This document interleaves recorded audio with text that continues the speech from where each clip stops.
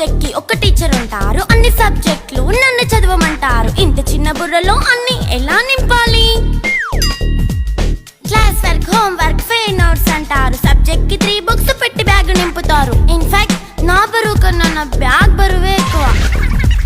క్వశ్చన్లు, ఆన్సర్లు, సర్ప్రైజ్ టెస్టులు అన్ని దాటుకొని మళ్ళీ స్కూల్ వ్యాన్ ఎక్కేసి అమ్మయ్య ఇక ఇంటికి వచ్చేసామనుకుంటే మార్క్స్ తక్కువ వస్తే చెయ్యాలి అసైన్మెంట్. రిపోర్ట్ కార్డ్ చూపిస్తే ఇంట్లో ఉన్న పనిష్మెంట్. హోమ్ వర్క్ చేయమంటూ మమ్మీ చంపుతుంటుంది. ట్యూషన్ టైం అయిందని డాడీ తరుముతుంటాడు. డాన్స్ క్లాస్ కి వెళ్ళమని తాతయ్య తిడతాడు. స్నాక్స్ తిని వెళ్ళమని నాన్నమ్మ ఆపుతుంది. ఇక అన్నీ అయిపోయాక కాసేపు టీవీ చూద్దామంటే మమ్మీ ఎంట్రీ ఇచ్చింది. బెడ్ ఎక్కమంది. చిన్న నాప్ తీసేలోపు తెల్లారిపోయింది. అయ్యో మళ్ళీ మొదలు ఈ స్కూల్ కష్టాలు. ఇక